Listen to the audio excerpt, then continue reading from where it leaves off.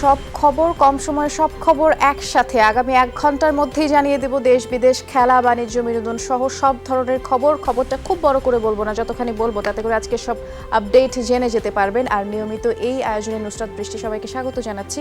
সব খবরে চলে যাচ্ছি।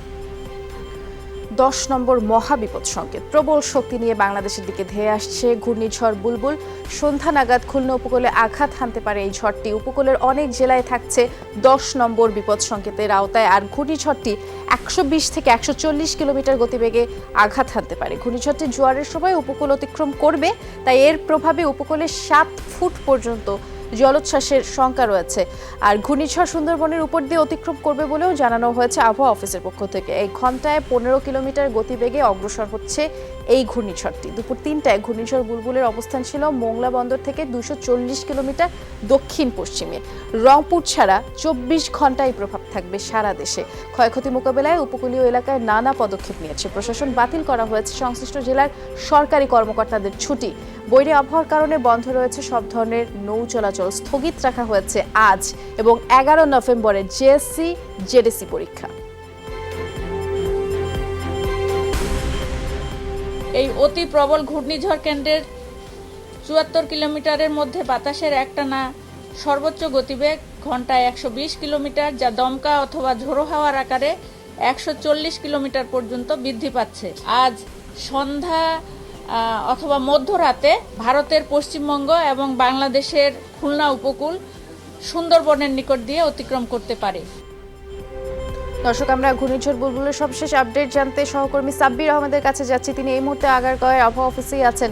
সাব্বির, ঘূর্ণিঝড় বুলবুল সম্পর্কে আপনার কাছে জানতে চাচ্ছি, আবহাওয়া অফিসের সবশেষ তথ্য জানাবেন এখন।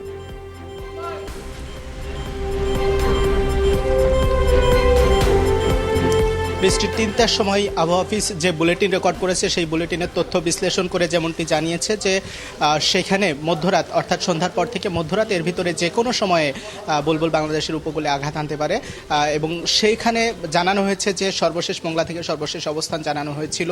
সেটি 3টার সময় তথ্য অনুযায়ী সর্বশেষ যে অবস্থান জানানো হয়েছিল যে উপকূল থেকে 230 কিলোমিটার বা এর আশেপাশে অবস্থান ছিল সেই সময়ে। অর্থাৎ তারপরে বলা হয়েছে যে ঘন্টায় 10 থেকে 15 কিলোমিটার বেগে সামনের দিকে অগ্রসর হচ্ছে, অর্থাৎ উপকূলের দিকে আসছে। সেই হিসেবে এখনও 3 ঘন্টা আরও পার হয়েছে, এই সময়ের ভিতরে আরও সামনের দিকে এসেছে। সেই হিসেব এখনও পর্যন্ত আবহাওয়া অফিস থেকে পায়নি, অর্থাৎ পরবর্তী বুলেটিনের তথ্য উপাত্ত বিশ্লেষণের কাজ আবহাওয়াবিদরা করছেন। তবে তারা সময়ের সাথে সাথে যে আপডেট দিচ্ছেন সেই হিসেব অনুযায়ী বা সেই ক্যালকুলেশন অনুযায়ী যদি বলি যে এখন 200 কিলোমিটারের আশেপাশে অবস্থান করছে, এটি হচ্ছে উপকূল থেকে। এরপরে যদি আরেকটি বিষয় আবহাওয়াবিদরা বলেছেন সেটি হচ্ছে যে কোন সময়ে এটি আঘাত হানবে। যে সময়ে অর্থাৎ মধ্যরাতে যদি আঘাত হানে সেই সময়ে যদি এই যে উপকূল অঞ্চলে যদি জোয়ারের সময় হয় তাহলে হয়তো যে পানির উচ্চতা 7 থেকে 8 ফিট পর্যন্ত উঠে যেতে পারে, ক্ষয়ক্ষতি বেশি হওয়ার সম্ভাবনা রয়েছে, সেসব বিষয়ে বলেছেন। তবে আজ যেহেতু দুপুর থেকে অর্থাৎ বিকাল থেকে দুপুরের পর থেকে বা বিকাল থেকে জোয়ার শুরু হয়েছে এবং এই জোয়ার শেষ সময় মধ্যরাত পর্যন্ত, যদি মধ্যরাতের পরে এটি বাংলাদেশের উপকূলে এই ঘূর্ণিঝড়টি আশ্রে পড়ে তাহলে হয়তো এই যে অতিরিক্ত উচ্চতায় পানি ওঠার যে সম্ভাবনা ছিল সেটি হয়তো কিছুটা কম হবে। তবে এখনো পর্যন্ত আবহাওয়া অফিস যে সর্বোচ্চ সতর্কতা অবস্থানে থাকার কথা ছিল সেই অবস্থানে থাকতে বলেছে এবং রাত 10টার পরে পরবর্তী বুলেটিনের আপডেট আবহাওয়া অফিস থেকে জানানো হবে, এমনটি এখন নিশ্চয়ই আপনার মাধ্যমে সেই আপডেট আমরা জানবো। অনেক ধন্যবাদ সাব্বির এই মুহূর্তে যোগ দেওয়ার জন্য। দর্শক, উপকূলীয় এলাকাগুলোতে ঘূর্ণিঝড় বুলবুলের প্রভাব পড়তে শুরু করেছে এবং হালকা বাতাস বৃষ্টি হচ্ছে অনেক স্থানে। আমি আমার সহকর্মীকে দেখতে পাচ্ছি, ঝড়ের সবশেষ আপডেট জানবো তার কাছ থেকে। সাতক্ষীরা থেকে মনিরুল ইসলাম যোগ দিয়েছেন। মনির, আপনাকে দেখতে পাচ্ছি, এখন ওখানকার কি অবস্থা জানাবেন? বিশেষ করে এখন পর্যন্ত যা গতিপথ তাতে তো সুন্দরবনে ঘূর্ণিঝড়ের প্রভাব বেশি পড়ার কথা। আবহাওয়া পরিস্থিতি কেমন দেখছেন?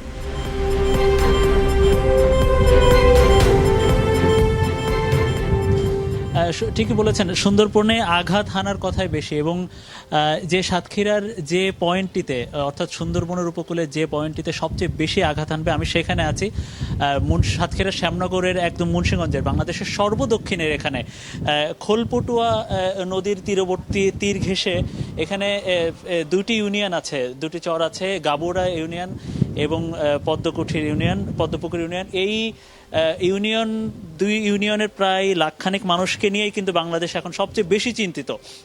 কারণ যে মহা বিপদ সংকেতের কথা বলা হচ্ছে সেই মংলা বন্দর, সেই মংলা বন্দর থেকে কিন্তু এটা সুন্দরবনের কাছাকাছি প্রায় 70 কিলোমিটার কাছাকাছি ভেতরে এই এলাকাটি, অর্থাৎ সবচেয়ে বেশি আঘাত হানার কথা এটা। এবং সেই সময়টি আমরা যতটুকু ধারণা করতে পারি সেটি হচ্ছে রাত 9টার দিকে সেই আঘাতটি আসতে পারে। এখন একটু বলে নিতে হয়, সেই 9টার সময় অর্থাৎ আধা ঘন্টা আগ থেকে বা ঘন্টাখানেক আগ থেকে এখানে এই আমাদের সাগরে বা এই নদীর উপকূলে জোয়ার শুরু হয়েছে, এবং এই জোয়ারের সাথে সাথে জোয়ারের তীব্রতা যখন বাড়বে ঠিক সেই সময়টাই যদি ঘূর্ণিঝড় বুলবুল একেবারে পরাক্রম্যভাবে তার সর্বশক্তি নিয়ে আঘাত হানে, তাহলে কিন্তু ক্ষয়ক্ষতির পরিমাণ বা যে সেই জলোচ্ছ্বাসের সংখ্যা বেশি জানানো হচ্ছে। এবং একটি বিষয় যে এই নীল, আমি এখানে আছি খোলপটোয়ার নীলকুঠির এলাকায়, এইখানে যে বেড়িবাঁধগুলো আছে প্রায় 250 কিলোমিটার বেড়িবাঁধ, এইখানে আয়লায় সিডোরেও কিন্তু সবচেয়ে বেশি ক্ষতিগ্রস্ত হয়েছিল। আমি যে দুটি এলাকার কথা বললাম, সেই শুধুমাত্র গাবুরা ইউনিয়নে আয়লায় 100-রও বেশি মানুষ মারা গিয়েছিল। কিন্তু কিছুদিন আগে ফণির আঘাত হেনেছে, সেখানে ফণির আঘাতের হানার পরে সরকারের পক্ষ থেকে বলা হয়েছিল এই বেড়িবাঁধগুলো ঠিক করা হবে, এখানে স্থানীয় সাইক্লোন শেল্টারগুলো ঠিক করা হবে। সেই বেড়িবাঁধগুলো কিন্তু খুবই নাজুক অবস্থা। 250 কিলোমিটার বেড়িবাঁধের মধ্যে কিন্তু 100 কিলোমিটার বেড়িবাঁধের খুবই নাজুক অবস্থা। অর্থাৎ বোঝা যাচ্ছে এখানে যদি জলোচ্ছ্বাস হয় তাহলে ক্ষয়ক্ষতি বা হতাহতের মাত্রা কেমন হতে পারে। তারপরেও সেই হতাহত যাতে না হয়, স্থানীয় প্রশাসন গতকাল থেকেই কিন্তু ব্যবস্থা নিয়েছে। বাংলাদেশ সেনাবাহিনী এখানে আসছে, বাংলাদেশ নৌবাহিনী সহ অন্য পুলিশ, সব বাহিনী, প্রস্তুতি নেওয়া হয়েছে। আপনি নিজেও সাবধানে থাকবেন মনির, আমরা নিশ্চয়ই পরবর্তীতে আবারও যোগাযোগ করার চেষ্টা করব আপনার সাথে। আমরা এই মুহূর্তে চট্টগ্রামে যেতে চাচ্ছি, সেখানে ঘূর্ণিঝড় বুলবুলের প্রভাব জানাবেন সহকর্মী শোয়েব রহমান। শোয়েব, আপনাকে দেখতে পাচ্ছি, ঠিক এখনকার চট্টগ্রামের আবহাওয়া পরিস্থিতি জানাবেন, আর দুর্যোগ মোকাবেলায় প্রস্তুতি কেমন দেখছেন একটু সব বিষয়ে জানাবেন আমাদেরকে।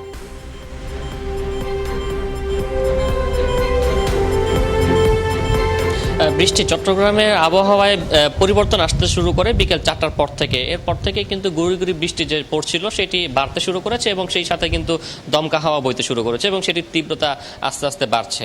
এবং প্রস্তুতি বলতে চট্টগ্রাম জেলা প্রশাসন, চট্টগ্রাম সিটি কর্পোরেশন, চট্টগ্রাম বন্দর কর্তৃপক্ষ, ফায়ার সার্ভিস, পুলিশ সহ অন্যান্য যে প্রশাসন রয়েছে, সব প্রশাসনের পক্ষ থেকে কিন্তু সব ধরনের প্রস্তুতিমূলক ব্যবস্থা নেওয়া হয়েছে বলে তারা আমাদের জানিয়েছেন। বিশেষ করে চট্টগ্রাম জেলা প্রশাসনের পক্ষ থেকে 479টি আশ্রয়কেন্দ্র খোলা হয়েছে, এবং এর বাইরে প্রায় 3400 বিদ্যালয়কে কিন্তু প্রস্তুত রাখা হয়েছে, প্রাইমারি এবং মাধ্যমিক। এই বিদ্যালয়গুলোকেও পরবর্তীতে আশ্রয়কেন্দ্র হিসেবে ব্যবহার করা যাবে। এবং পর্যাপ্ত শুকনো খাবার রাখা হয়েছে, চিরা, মুড়ি, গুড় এ ধরনের খাবারগুলো প্রস্তুত রাখা হয়েছে। আশ্রয়কেন্দ্রে যারা আশ্রয় নেবেন তাদেরকে এই ধরনের খাবারগুলো তারা সরবরাহ করবেন। এবং একই সাথে চট্টগ্রাম বন্দর কর্তৃপক্ষ কিন্তু বন্দর রক্ষা এবং বন্দরের যে যন্ত্রপাতি রয়েছে সেগুলো রক্ষায় বিশেষ প্রস্তুতি নিয়েছে। বন্দরের যন্ত্রপাতি রক্ষায় তারা সেগুলোকে শক্ত করে বেঁধে রেখেছেন, যাতে করে ঝোড়ো বাতাসে সেগুলো ক্ষতিগ্রস্ত না হয়। ও অন্যদিকে বন্দর কর্তৃপক্ষ কিন্তু কন্ট্রোল রুম একটি খুলেছে, পাশাপাশি সিটি কর্পোরেশন, জেলা প্রশাসনের পক্ষ থেকেও কন্ট্রোল রুম খোলা হয়েছে, এবং সার্বক্ষণিক ক্ষয়ক্ষতির বিষয়ে তারা খবরাখবর রাখছেন। এখন পর্যন্ত কোনো দুর্ঘটনার খবর যদিও পাওয়া যায়নি। এবং চট্টগ্রাম বন্দরের থেকে 18টি জাহাজ কিন্তু জেটি থেকে বহির্নোঙরে সকালেই পাঠিয়ে দেওয়া হয়েছে, এবং সেখানে আরও কিছু জাহাজ ছিল। সব মিলিয়ে প্রায় 31টি জাহাজ কিন্তু কুতুবদিয়া কক্সবাজার চ্যানেলের উদ্দেশ্যে চট্টগ্রাম থেকে পাঠিয়ে দেওয়া হয়েছে। এবং যে লাইটার জাহাজগুলো রয়েছে সেগুলো কিন্তু উপকূলের তীরবর্তী আরো উপর দিকে হয়েছে। ধন্যবাদ সাহেব, আমরা বুঝতে পেরেছি এই মুহূর্তে আপডেট জানিয়ে দেওয়ার জন্য। ধন্যবাদ। মোংলায় যেতে চাচ্ছি, সহকর্মী কনক রহমান অপেক্ষা করছে। কনক, দেখতে পাচ্ছি একটু ঘূর্ণিঝড় বুলবুলের সম্পর্কেই জানতে চাচ্ছি। ঘূর্ণিঝড় বুলবুল তো সুন্দরবনের উপর দিয়ে অতিক্রম করবে বলে ধারণা করা হচ্ছে, এবং মনিরও কিছুক্ষণ আগে সেই আপডেটও জানাচ্ছিল। আপনি যেখানে আছেন সেখানকার আবহাওয়া পরিস্থিতি জানাবেন, বন্দরের কি অবস্থা দেখছেন, এবং নিরাপদ স্থানে মানুষজন আশ্রয় কেন্দ্রে আশ্রয় নিচ্ছে কিনা সবকিছু জানতে চাচ্ছি।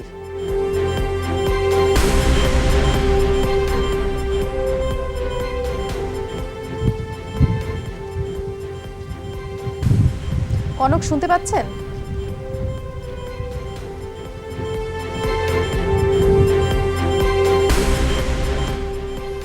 হ্যাঁ, এখন আসলে সন্ধ্যা 6টা থেকে মূলত যে জোয়ার, সে জোয়ার কিন্তু শুরু হয়েছে ইতিমধ্যে।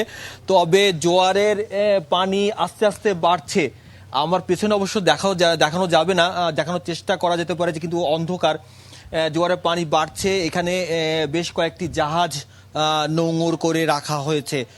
আর আকাশের অবস্থা, এখন বৃষ্টি নাই, তবে মাঝে মাঝে হালকা হালকা ঝিরঝির করে বৃষ্টি ঝরছে, সেই সাথে মাঝে মাঝে বাতাস বইছে।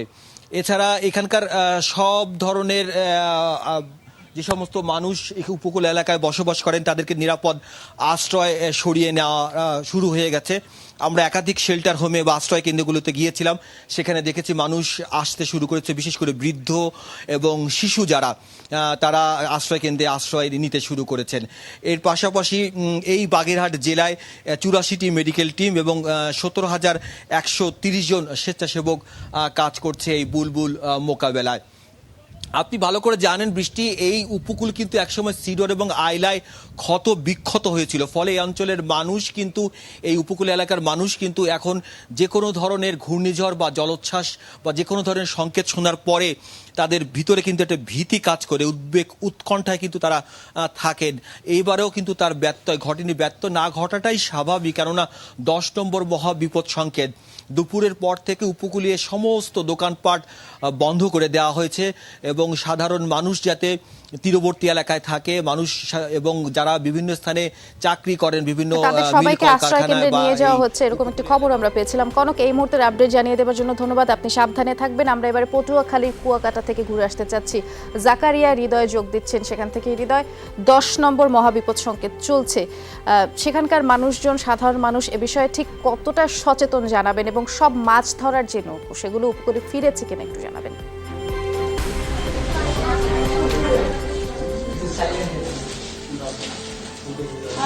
বৃষ্টি, আপনার শেষের প্রশ্নের উত্তর হচ্ছে যে মাছ ধরার গভীর সাগরে যারা মাছ ধরতে গিয়েছিল তারা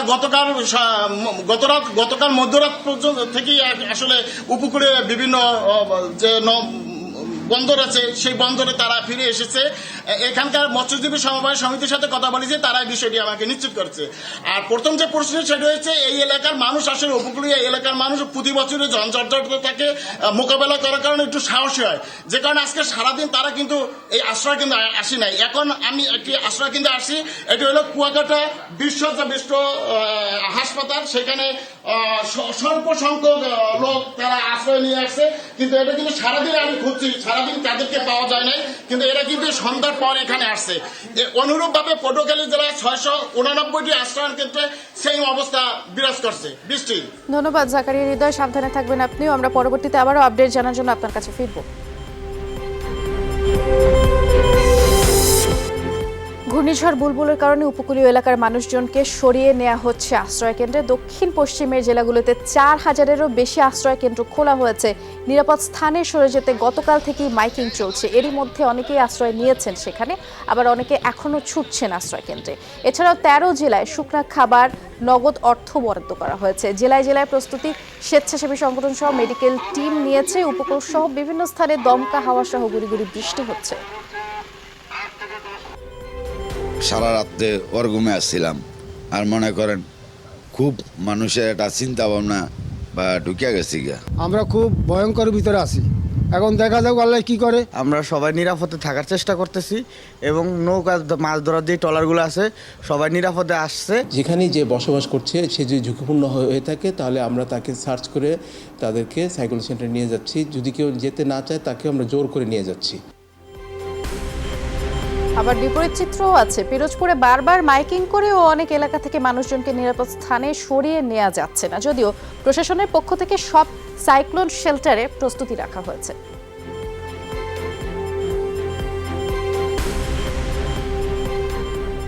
সবকিছু নিয়ে প্রস্তুতি নিয়ে আছি, মোমবাতি নিয়ে, তারপর বিশুদ্ধ পানি সবকিছু সরবরাহ করে রেখে দিয়েছি। এখন তো কোনো লোকজন আসে নাই। ঘূর্ণিঝড় বুলবুলের ক্ষয়ক্ষতি এড়াতে চট্টগ্রাম এবং মোংলা বন্দরের সব কার্যক্রম বন্ধ রাখা হয়েছে। চট্টগ্রাম বন্দরের জেটি থেকে জাহাজ সরিয়ে সাগরে পাঠিয়ে দেওয়া হয়েছে। এর আগে শুক্রবার রাতে জাহাজ থেকে পণ্য খালাস বন্ধ করে দেওয়া হয়। কর্তৃপক্ষ জানিয়েছে চট্টগ্রাম সমুদ্র বন্দরকে 9 নম্বর মহাবিপদ সংকেত দেখাতে বলা হয়েছে। জারি করা হয়েছে সর্বোচ্চ সতর্কতার সংকেত অ্যালার্ট 4। একই চিত্র মোংলা বন্দরেও বন্ধ আছে সব কার্যক্রম।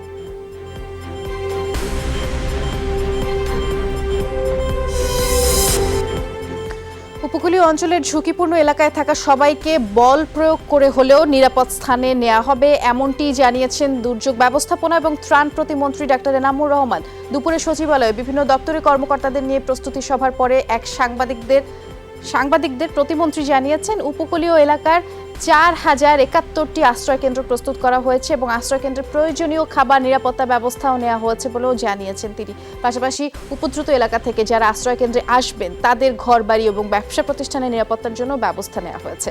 প্রতিমন্ত্রী জানিয়েছেন এরই মধ্যে উপকূলীয় 7টি জেলায় 14,000 শুকনা খাবারের প্যাকেট এবং 10 লাখ করে নগদ অর্থ বরাদ্দ দেওয়া হয়েছে। যে অঞ্চলগুলো আমরা আশঙ্কা করছি ঘূর্ণিঝড় আঘাত হানবে, সেখানে আমাদের টার্গেট যে 18 লক্ষ লোককে সরাতে হবে। ইতিমধ্যে 3 লক্ষ লোককে স্থানান্তর করা হয়েছে। আশ্রয়কেন্দ্রগুলোতে দুর্যোগ ব্যবস্থাপনা মন্ত্রণালয় থেকে 2000 প্যাকেট করে প্রতি জেলায় শুকনো খাবার দেওয়া হয়েছে এবং নগদ 10 লক্ষ টাকা, এবং গোখাদ্যের জন্য 1 লক্ষ টাকা এবং শিশু খাদ্যের জন্য আমরা 1 লক্ষ টাকা করে বরাদ্দ করেছি। জাতীয় শ্রমিক লীগের সভাপতি নির্বাচিত হয়েছেন ফজলুল হক মন্টু এবং সাধারণ সম্পাদক নির্বাচিত হয়েছেন KM আজম খসরু। বিকেলে রাজধানীর ইঞ্জিনিয়ার্স ইনস্টিটিউশনে 11তম জাতীয় সম্মেলনে তারা নির্বাচিত হন। আওয়ামী লীগের সাধারণ সম্পাদক ওবায়দুল কাদের নবনির্বাচিতদের নাম ঘোষণা করেন। এছাড়া সংগঠনের কার্যকরী সভাপতি নির্বাচিত হয়েছেন আবুল কালাম আজাদ। শ্রমিক লীগের সভাপতি পদে 7 জন এবং সাধারণ সম্পাদক পদে 12 জনের নাম প্রস্তাব করা হয়।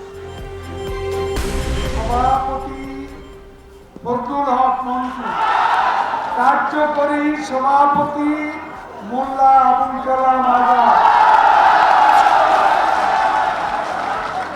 সাধারণ সম্পাদক আজম খসরু।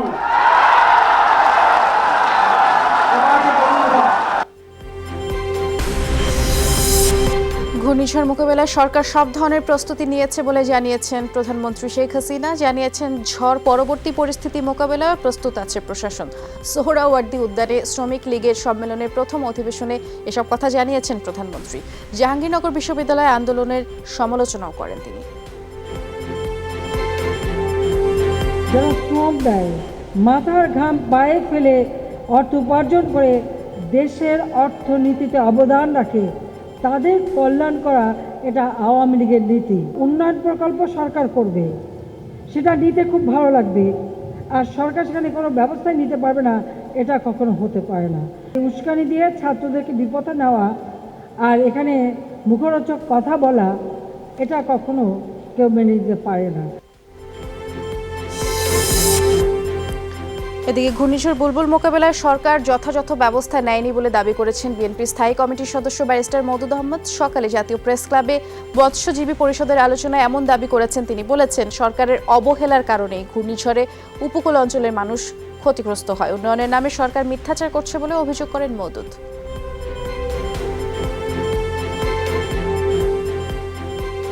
ঘূর্ণিঝড় হচ্ছে এখন বুলবুল 10 নম্বর সংকেত দিয়েছে শুনলাম। আমাদের জানা মতে সরকার কোনো যথেষ্ট রকমের ব্যবস্থা গ্রহণ করে নাই, এবং আজকে যদি এই ঘূর্ণিঝড় আঘাত করে তাহলে আমাদের অনেক ক্ষতিগ্রস্ত হবে, আমাদের লক্ষ লক্ষ মানুষ ক্ষতিগ্রস্ত হবে। দর্শক, সব খবর চলছে, ছোট্ট একটা বিরতি নিয়ে এক্ষুনি ফিরে আসছি, আমাদের সাথেই থাকুন।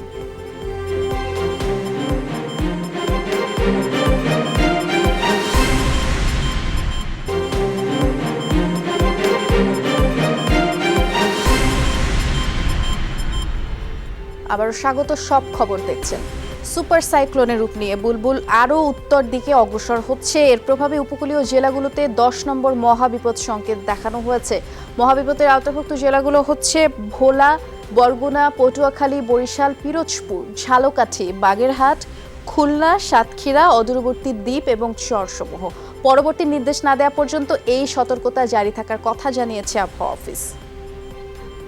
9 নম্বর মহাবিপদ সংকেত দেখাতে বলা হয়েছে উপকূলীয় জেলা চট্টগ্রাম, লক্ষ্মীপুর, চাঁদপুর, নোয়াখালী, ফেনী এবং দূরবর্তী দ্বীপ এবং চরসমূহতে। এসব জেলায় ভারী থেকে অতি ভারী বৃষ্টি এবং ঘন্টায় 100 থেকে 120 কিলোমিটার বেগে ঝোড়ো হাওয়া বয়ে যাওয়ার পূর্বাভাস রয়েছে।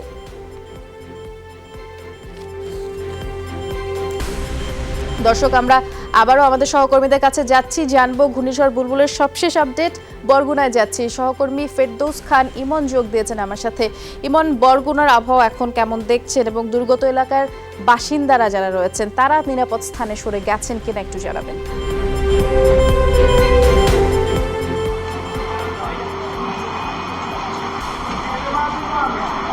বৃষ্টি আপনি জানেন যে এই ঘূর্ণিঝড় বুলবুল মোকাবেলা কিন্তু বরগুনার প্রশাসন গতকাল থেকেই কিন্তু এর প্রস্তুতি সভা করেছে এবং এই ঘূর্ণিঝড় বুলবুল মোকাবেলা করার জন্য তারা সম্পূর্ণভাবেই প্রস্তুত।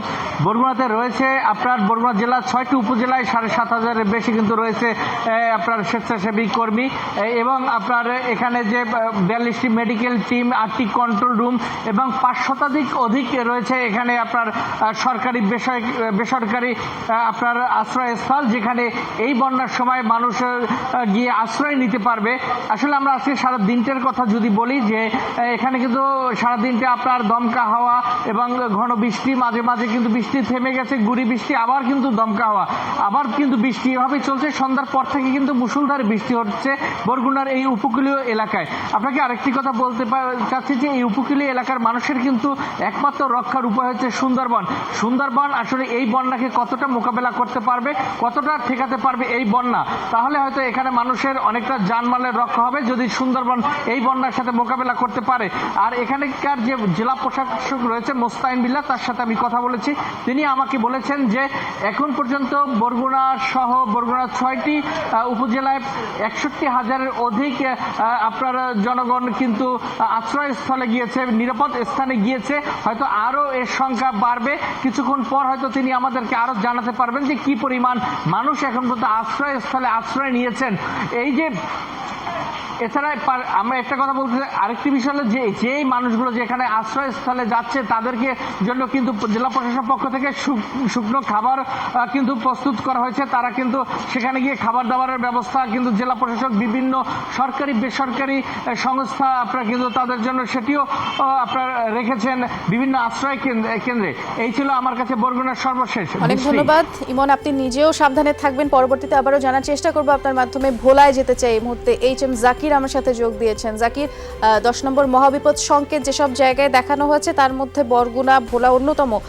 ঠিক এই মুহূর্তে ওখানকার আবহাওয়া পরিস্থিতি সম্পর্কে জানাবেন এবং এই ঘূর্ণিঝড় মোকাবেলায় প্রশাসনের প্রস্তুতি সম্পর্কে একটু জানতে চাচ্ছি।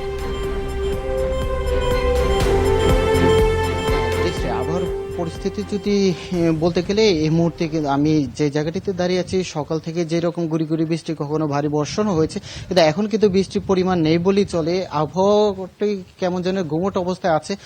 ঝড়ের পূর্বাভাসটি যেই রকম আমরা বিগত দিনগুলো দেখেছি, ঠিক ওই পরিস্থিতি কিন্তু এখন আবহাওয়ার দিকটা লক্ষ্য করা গেছে।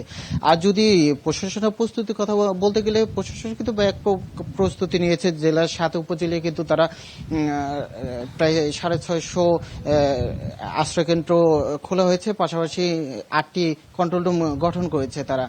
ইতিমধ্যে কিন্তু ওই সকল আশ্রয়কেন্দ্রগুলোতে লোকজন আসা শুরু করেছে। তারা দুপুর থেকে কিন্তু আশ্রয়কেন্দ্রগুলোতে কিছু শুকনো খাবার, পাশাপাশি খিচুড়ি রান্না করেও কিন্তু আশ্রয়কেন্দ্রে আশ্রয়িত সবার মাঝে কিন্তু পরিবেশন করেছিল। পাশাপাশি আমি আরেকটি বিষয় জানিয়ে রাখতে চাই, আবহাওয়া বার্তা যেরকমটি বলছে যে ঘূর্ণিঝড়ের আঘাত যদি ভোলা সহ উপকূলীয় অঞ্চলে হানতে শুরু করে, সেই ক্ষেত্রে কিন্তু প্লাবনের যে সংখ্যা রয়েছে, বিশেষ করে 6 থেকে 7 ফুট পানির উচ্চতা বৃদ্ধি পাবে। এই বিষয়টি নিয়ে কিন্তু উপকূলবাসী অনেকটা সংখ্যা আছে, কেননা জেলার যে 450 বেড়িবাঁধ, 450 কিলোমিটার বেড়িবাঁধ রয়েছে, সেই বেড়িবাঁধের কিন্তু প্রায় 100 কিলোমিটারের ঝুঁকিপূর্ণ অবস্থায় রয়েছে। পাশাপাশি মনপুরা, ঢালচর, কুকটিমুক্তি ওইসব অঞ্চলে কিন্তু অনেক জায়গায় বেড়িবাঁধ নেই। সেই ক্ষেত্রে যে বর্তমানে যে আমন মৌসুম, বিশেষ করে জেলার যে 7 উপজেলা জেলায় আমনের লক্ষ্যমাত্রা প্রায় 500 মেট্রিক টন উৎপাদনের লক্ষ্যমাত্রা। এই যে উৎপাদনের লক্ষ্যমাত্রা নিয়ে কিন্তু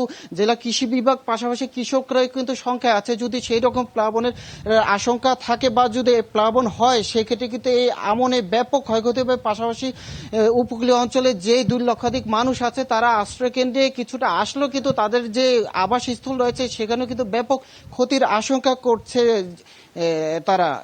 বৃষ্টি, ধন্যবাদ জাকির, বুঝতেই পেরেছি। আপনি নিজেও সাবধানে থাকবেন। পরবর্তীতে আবার যোগাযোগ করার চেষ্টা করব। ধন্যবাদ এই মুহূর্তে যোগ দেওয়ার জন্য। চট্টগ্রাম 8 আসনের সংসদ সদস্য বীর মুক্তিযোদ্ধা মঈনুদ্দিন খান বাদলের প্রথম জানাজা সম্পন্ন হয়েছে সংসদ ভবনে। সহকর্মী এবং শুভানুধ্যায়ীরা তার কফিনে শেষ শ্রদ্ধা জানান। জানাজার পরে রাষ্ট্রীয় সম্মান জানানো হয় 71-এর রণাঙ্গনের অকুতোভয় মুক্তিযোদ্ধাকে। দেশ একজন মুক্তিযোদ্ধা, বীর মুক্তিযোদ্ধাকে হারিয়েছে। আমরা ওনার আত্মার মাগফিরাত কামনা করি আল্লাহ তাআলা যেন ওনাকে জান্নাতবাসী করেন। আমরা একজন অত্যন্ত দক্ষ সংগঠক এবং বীর মুক্তিযোদ্ধাকে হারালাম।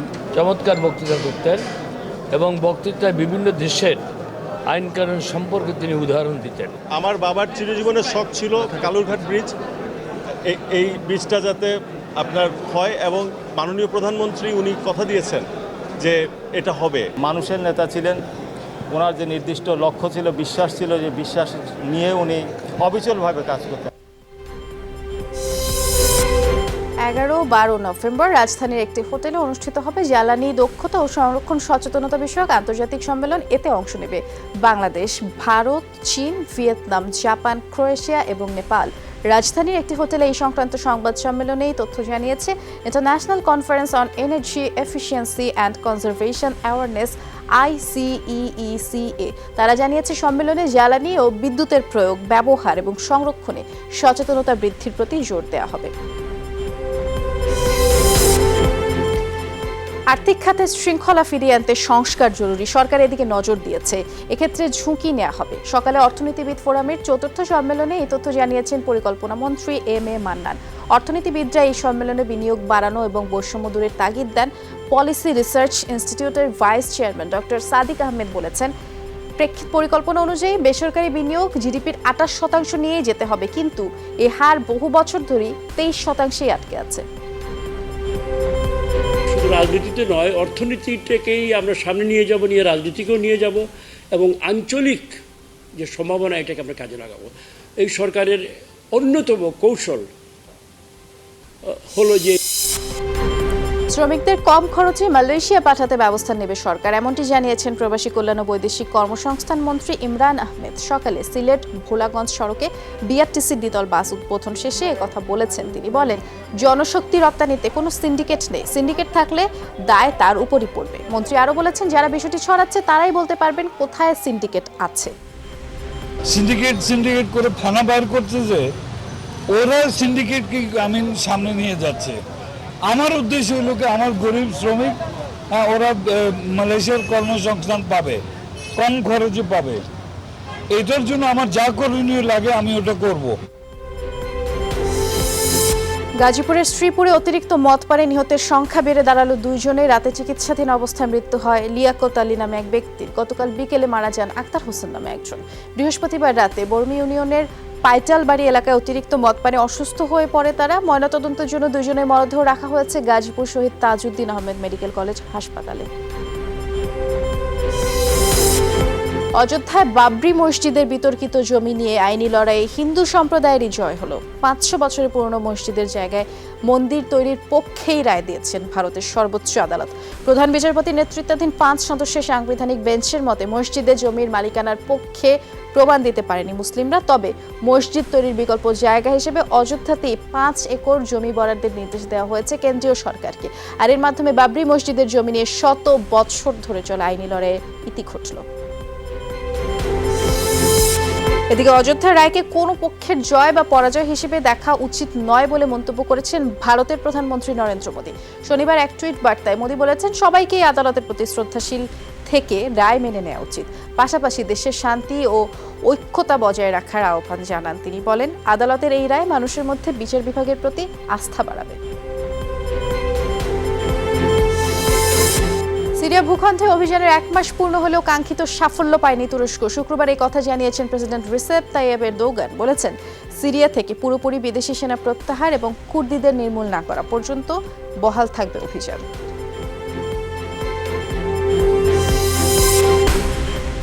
দাবানলে পুড়ছে অস্ট্রেলিয়ার পূর্বাঞ্চল। শনিবার সকাল পর্যন্ত 2 জনের প্রাণহানি এবং কমপক্ষে 30 জনের অগ্নিদগ্ধ হওয়ার খবর পাওয়া গেছে। দেশটির জরুরি দুর্যোগ ব্যবস্থাপনা মন্ত্রণালয় জানিয়েছে, নিউ সাউথ ওয়েলস এবং কুইন্সল্যান্ডের পরিস্থিতি সবচেয়ে খারাপ। সেখানে নিখোঁজ রয়েছেন কমপক্ষে 7 জন। নিউ সাউথ ওয়েলস ও কুইন্সল্যান্ডে দাবানল পরিস্থিতি সবচেয়ে খারাপ। এরই মাঝে প্রাণহানি ও অগ্নিদগ্ধের খবর পাওয়া যাচ্ছে। এই সংখ্যা আরও বাড়তে পারে এমন আশঙ্কাও করা হচ্ছে। এরই মধ্যে পুড়ে গেছে শতাধিক ঘরবাড়ি। আগুন নিয়ন্ত্রণে নিরলসভাবে কাজ করছেন ফায়ার সার্ভিস কর্মীরা। এমার্জিং টিম এশিয়া কাপের ফাইনালে খেলার লক্ষ্য স্বাগতিক বাংলাদেশের। তবে আপাতত সেমিফাইনাল নিশ্চিত করতে চান কোচ চম্পাকা রামানায়েকে। হোম কন্ডিশনে ফায়দা নিতে মুখিয়ে গোটা দল, যেখানে ভারত সফরে থাকা 4 ক্রিকেটার যোগ দেবেন এমার্জিং দলে। এদিকে প্রথম আসরের হোস্ট বাংলাদেশ পুরোপুরি প্রস্তুত আসর আয়োজনে। এশিয়ার সেরা ক্রিকেট দেশগুলোর তরুণ ক্রিকেটারদের প্রতিযোগিতামূলক আসর এমার্জিং টিম এশিয়া কাপ আগামী 12 নভেম্বর কক্সবাজার এবং বিকেএসপিতে শুরু হতে যাচ্ছে এবারের আসর।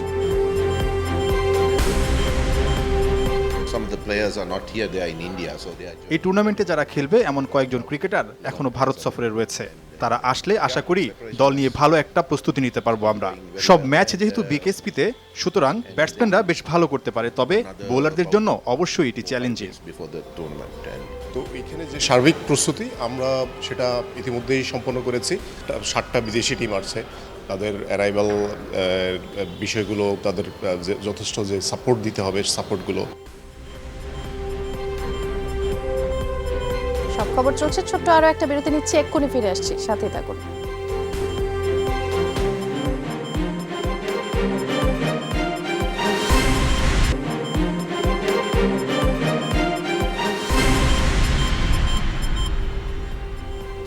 আবারও আমন্ত্রণ, আপনারা দেখছেন সব খবর। ঢাকা ইন্টারন্যাশনাল ইউনিভার্সিটির গ্রিন রোড ক্যাম্পাসে অনুষ্ঠিত হলো বিজনেস ম্যানেজমেন্ট এন্টারপ্রেনিয়রশিপ বিষয়ক আন্তর্জাতিক সম্মেলন এবং ঢাকা ইন্টারন্যাশনাল ইউনিভার্সিটি, ভারতের বেঙ্গালুরুর এমটিসি গ্লোবাল, তামিলনাড়ুর Vivekananda college of arts and science for women এবং ভারতের Ballari institute of technology and management এতে অংশ নেয়। ইস্ট বেঙ্গল রেজিমেন্টের প্রতিষ্ঠাতা মেজর আব্দুল গনির 63তম মৃত্যুবার্ষিকী যৌথভাবে উদযাপন করছে রওয়া ও মেজর গনি পরিষদ। সকালে রাজধানীর একটি মিলনায়তনে মৃত্যুবার্ষিকী স্মরণে এক আলোচনা সভা হয়। এতে সভাপতি ছিলেন রওয়ার চেয়ারম্যান মেজর খন্দকার নুরুল আফসার। আলোচনা সভায় বক্তারা বলেন, ইস্ট বেঙ্গল রেজিমেন্ট গঠন ছিলই গোটা উপমহাদেশের বাঙালি সৈন্যদের অভূতপূর্ব বীরত্বের স্বীকৃতি। সারা দেশের তরুণদের উদ্বুদ্ধ করে 1948 সালে তিনি এই রেজিমেন্ট গঠন করেন।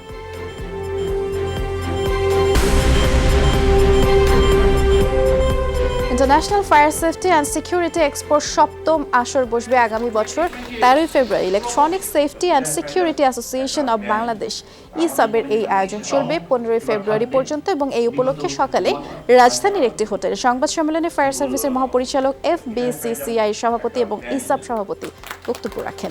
এক্সপোতে যুক্তরাষ্ট্র, যুক্তরাজ্য, জার্মানি সহ 25টি দেশের ফায়ার সেফটি অ্যান্ড সিকিউরিটি ব্র্যান্ডের বিভিন্ন পণ্য প্রদর্শন করা হবে।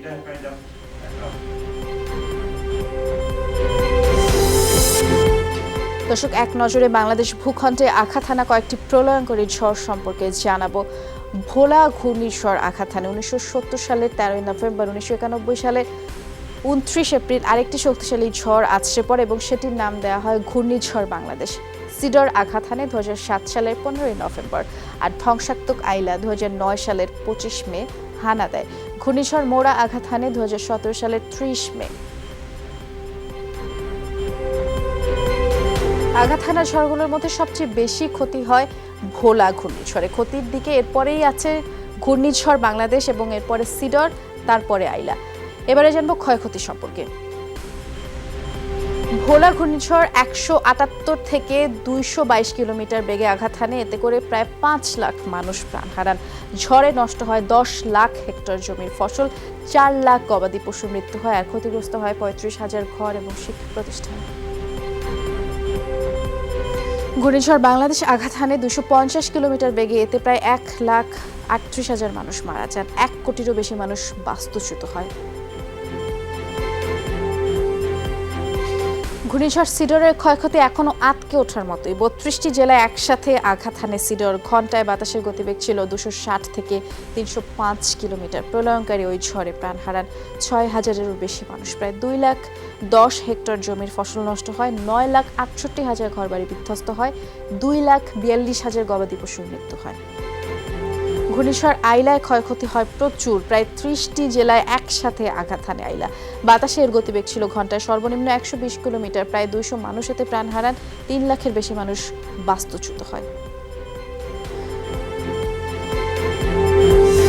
দর্শক, আমরা এই মুহূর্তে আবারও একটু ঘূর্ণিঝড় বুলবুল সম্পর্কে সবশেষ আপডেট জানবো। সহকর্মী সাব্বির আহমেদকে দেখতে পাচ্ছি, তিনি আগারগাঁওয়ের আবহাওয়া অফিস থেকে যোগ দিয়েছেন আমার সাথে। সাব্বির, থেকে এই মুহূর্তের আপডেট জানাবেন। ঘূর্ণিঝড় বুলবুল সম্পর্কে আবহাওয়া অফিসে সবশেষ তথ্য কি আছে?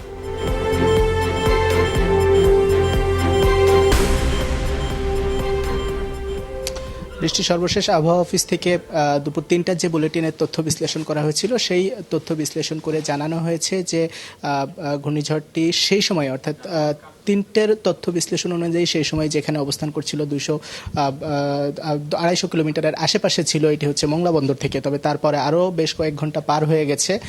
এখনকার যদি অবস্থান বলি, তাদের যে হিসেব ছিল ঘন্টায় 15 কিলোমিটার বেগে উপকূলের দিকে আসছে ঘূর্ণিঝড়, সেই হিসেবে এখন যদি হিসাব করি যে সেটি হয়তো 200 কিলোমিটারের ভেতরে চলে এসেছে। এই সর্বশেষ তথ্য, অর্থাৎ আরও কিছুক্ষণ পরে এখন পরবর্তী বুলেটিন যেটি আবহাওয়াবিদরা পরবর্তী বুলেটিনের তথ্য বিশ্লেষণ করছেন, সেই তথ্যগুলো নিয়ে পরবর্তীতে 8টার সময়, রাত 8টায় তারা আরও একটি আনুষ্ঠানিক সংবাদ সম্মেলন করবেন। সেখানে তারা পরবর্তী অবস্থান জানাবেন এবং সেখানে বাতাসের গতিবেগ কী অবস্থায় আছে বা কখন নাগাদ সেটি আঘাত আনতে পারে সেসব কিছু আবারও জানাবেন। তবে এর আগে সর্বশেষ তারা যেটি জানিয়েছিলেন যে বাতাসের গতিবেগ এখনও পর্যন্ত বেশ কিছু ওঠানামা করছে, কখনো কখনো সেটি যে সামনে যে গতিতে এটি উপকূলের দিকে আসছে সেই গতিও কিছুটা ওঠানামা করছে এবং মধ্যরাত থেকে অর্থাৎ সন্ধ্যার পর থেকে তারা যে আভাস দিয়েছিলেন সেটি মধ্যরাত পর্যন্ত যে সময় বেঁধে দিয়েছিলেন, এর ভেতরে যে কোনো সময় বাংলাদেশ এবং উপকূল দিয়ে যে ঘূর্ণিঝড়টি বয়ে যাবে সেটি হয়তো মধ্যরাতের পরে যে সময় আসলে জোয়ার শেষ হয়ে যাওয়ার সময়ে হতে পারে, যে কারণে ক্ষয়ক্ষতির আশঙ্কা বা পানি 6 থেকে 7 ফিট উপরে ওঠার যে একটা আশঙ্কা ছিল সেটি হয়তো কিছুটা কমে যাওয়ার সম্ভাবনা রয়েছে, এমনটি জানিয়েছেন আবহাওয়াবিদরা। অনেক ধন্যবাদ সাব্বির এই মুহূর্তের আপডেট আমাদেরকে জানিয়ে দেওয়ার জন্য। দর্শক, আমরা এবার একটু উপকূল এলাকার খবর জানবো। আমার সহকর্মী HM জাকির আমার সাথে যোগ দিয়েছে এরই মধ্যে ভোলা থেকে।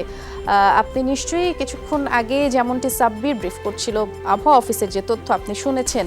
জাকির, এখন কি অবস্থা দেখছেন ঘূর্ণিঝড়ের বুলবুল? এখন আপনাদের ভোলায় কি অবস্থা দেখছেন ঘূর্ণিঝড় বুলবুল মোকাবিলায় প্রশাসনের প্রস্তুতি সম্পর্কেও জানাবেন এবং আবহাওয়া পরিস্থিতি সম্পর্কে জানাবেন, কারণ সবশেষ যে আপডেট আবহাওয়া অফিস দিল সেটি কিন্তু এর আগে যেটি ছিল তারপরে সময় আরও বাড়ানো হয়েছে, অর্থাৎ মধ্যরাতের পরেও এটি আঘাত হানতে পারে বলে জানা গেছে। ঠিক এই মুহূর্তের আপডেট জানতে চাই।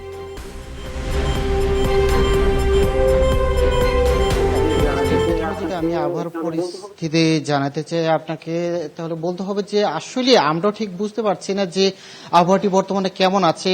কখনো বৃষ্টি, কখনো একটু বৃষ্টি, কখনো বৃষ্টি নেই, ঠিক বাতাস একটু বেশি আবার কখনো কম, কিন্তু এক কথায় আবহাওয়াটি গুমোট অবস্থায় রয়েছে। আসলে আমরা বিগত দিনের অভিজ্ঞতার আলোকে হয়তো বলতে হবে যে যখন ঘূর্ণিঝড় আইলার, সিডো, নার্গিস এই সকল ঘূর্ণিঝড়গুলো যখন ভোলাতে আঘাত এনেছে, ঠিক সেই সময়েরও কিন্তু আবহাওয়ার পূর্বাভাসটি এরকমই ছিল, ঠিক একদম গুমোট অবস্থায় ছিল।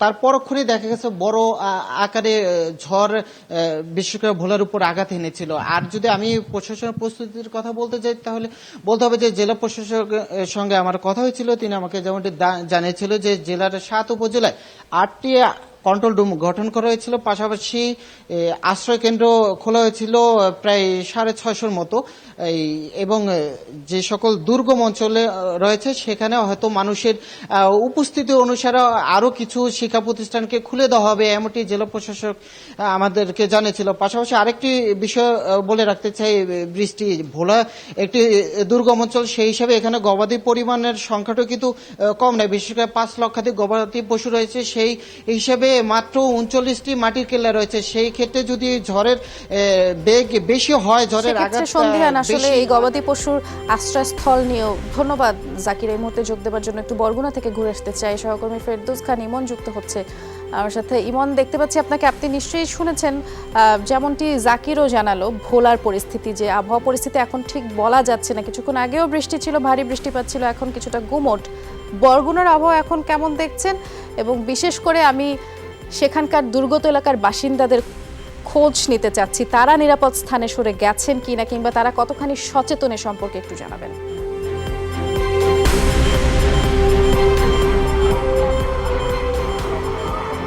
বৃষ্টি বর্তমানে কিন্তু বৃষ্টিটা কমে গেছে, কিন্তু বাতাসের গতিবেগটা কিন্তু একটু বৃদ্ধি পেয়েছে। আপনাকে একটি কথা বলতে চাই যে এই বরগুনার এই উপকূলীয় এলাকার মানুষ কিন্তু ছিডর, আয়লা, মহাশের সর্বশেষ যে গেল ফনির কিন্তু অভিজ্ঞতা সম্পন্ন, যে কারণে এখানকার মানুষের নিরাপদ স্থানে যাওয়াটা তাদের জরুরি। এখানে আমরা যেটা বলবো যে এখানকার যে জেলা প্রশাসন বলেন বা উপজেলা প্রশাসন বলেন, তারা কিন্তু কেউ প্রচারণায় নিরাপদে যাওয়ার জন্য কোথাও ঘাটতি রাখেনি। ব্যাপক প্রচারণা হয়েছে এবং স্বেচ্ছাসেবী যারা রয়েছে তাদের মাধ্যমে লোকজনদেরকে কিন্তু আশ্রয়স্থলে নেওয়ার জন্য তাগিদ দেওয়া হয়েছে এবং তারা তাদেরকে নিয়ে যাচ্ছেন। দুপুরের সময় আমরা কিন্তু একটা বিষয় খেয়াল করেছি, মানুষ যখন তাদেরকে আনতে গিয়েছে বিভিন্ন আবাসনের নিরাপদ স্থানে, তখন কিন্তু তারা যেতে চায়নি। অনেকেই বলছে যে খাওয়া দাওয়া করে আমরা বিকেলে যাব। বিকেলের নাগাদ কিন্তু আমি কয়েকটি আবাসন কেন্দ্রে বেশ কয়েকটি এখনো বলা যাচ্ছে যে সেই সচেতনতার ঘাটতি রয়ে গেছে। ধন্যবাদ আমাদের সাথে যোগ দেওয়ার জন্য ইমন। সাবধানে থাকবেন আপনি। আমি এবারে বরিশালে যেতে চাচ্ছি, ঘূর্ণিঝড়ের খবর জানাবেন সেখানে সহকর্মী কাউসার হোসেন। কাউসার, আপনি শুনছিলেন উপকূল এলাকার যারা বাসিন্দা তাদের খোঁজ আমরা জানার চেষ্টা করছিলাম সহকর্মীদের মাধ্যমে। ঘূর্ণিঝড় তো এগিয়ে আসছে, 10 নম্বর মহাবিপদ সংকেতের আওতায় বরিশালও পড়ে। বরিশাল শহরের অবস্থা কি দেখছেন? বুলবুলের প্রভাব এখন সেখানে কেমন?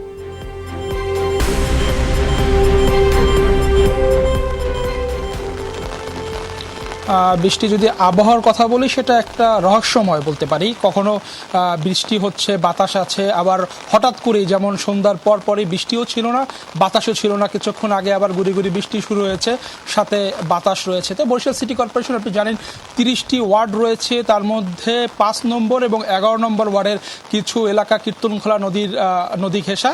আসলে সেখান থেকে আমরা দুপুর থেকে লক্ষ্য করেছি যে বরিশাল সিটি কর্পোরেশনের পক্ষ থেকে কাউন্সিলররা যারা রয়েছেন তারা চেষ্টা করছেন যে নদীর পাড়ে যারা বাসিন্দা রয়েছেন তাদেরকে নিরাপদে সরিয়ে এনে সেই ওয়ার্ডের স্কুলগুলো আসলে সাইক্লোন শেল্টারের রূপ দেওয়া হয়েছে সেখানে নিয়ে আসার জন্য। তবে অনেকেই কিন্তু এখন পর্যন্ত আসছেন না, তারা বলছেন তারা অপেক্ষা করছেন আসলে ঝড়ের গতির দিকে। যদিও তারা বলছেন যে আসলে নিরাপত্তার জন্যই তারা এমনটা করছেন, যদিও সিটি কর্পোরেশনের পক্ষ থেকে বলা হয়েছে যে তারা নিরাপত্তা নিশ্চিত করার চেষ্টা করছেন।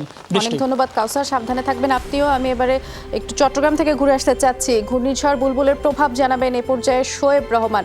শোয়েব, সংবাদের শুরুতেও তো আপনি আমার সাথে যোগ দিয়েছিলেন, তখনকার আবহাওয়া পরিস্থিতি জানছিলাম আপনার মাধ্যমে।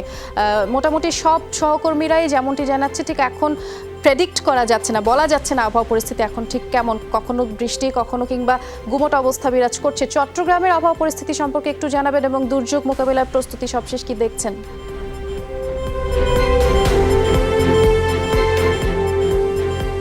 বৃষ্টি, আপনি যা বলেছেন আসলে তেমনটাই এখানকার আবহাওয়া। কিছুক্ষণ আগে অর্থাৎ শুরুতে যেমনটা আমি জানিয়েছিলাম যে এখানে গুড়ি গুড়ি বৃষ্টি, সেই সাথে দমকা হাওয়া বইছিল। এখন কিন্তু সেই বৃষ্টি একেবারে কমে গিয়েছে বলা যায়। অর্থাৎ আমি এখন খোলা আকাশের নিচে দাঁড়িয়ে রয়েছে, এখানে খুব একটা বৃষ্টিপাত আমরা দেখছি না, সেটি থেমে গেছে এবং বাতাসও তেমন শুরুতে যেমন ছিল এখনও তেমনটাই আছে, সেটি বাড়েনি। এবং দুর্যোগ মোকাবেলা বলতে চট্টগ্রাম জেলা প্রশাসন, সিটি কর্পোরেশন, চট্টগ্রাম বন্দর কর্তৃপক্ষ, ফায়ার সার্ভিস, পুলিশ সহ অন্যান্য যে সংস্থাগুলো রয়েছে সকলের পক্ষ থেকে কিন্তু পর্যাপ্ত ব্যবস্থা নেওয়া হয়েছে বলে জানিয়েছেন। বিশেষ করে জেলা প্রশাসনের পক্ষ থেকে 479টি আশ্রয় কেন্দ্র খোলা হয়েছে। এর বাইরে 34টি বিদ্যালয়, প্রাথমিক এবং মাধ্যমিক, সেগুলো কিন্তু আশ্রয় কেন্দ্র হিসেবে ব্যবহারের জন্য উন্মুক্ত রাখা হয়েছে এবং একই সাথে পর্যাপ্ত শুকনো খাবার রাখা হয়েছে।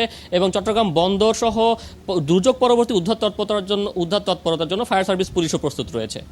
অনেক ধন্যবাদ শোয়েব, সাবধানে থাকবেন আপনিও। আর দর্শক, এই ছিল আজকের সব খবরের আয়োজন। সবাই যার যার জায়গায় সাবধানে থাকবেন, নিরাপদে থাকবেন এবং যে কোনো সংবাদ সবার আগে জানতে চোখ রাখুন যমুনা টেলিভিশনে। ভিজিট করুন আমাদের ওয়েবসাইট, ফেসবুক পেজ এবং ইউটিউব চ্যানেলে। লগ ইন করুন www.যমুনা.tv, Facebook/যমুনা টেলিভিশন, YouTube/যমুনা টিভি। সবাইকে ধন্যবাদ সাথে থাকার জন্য।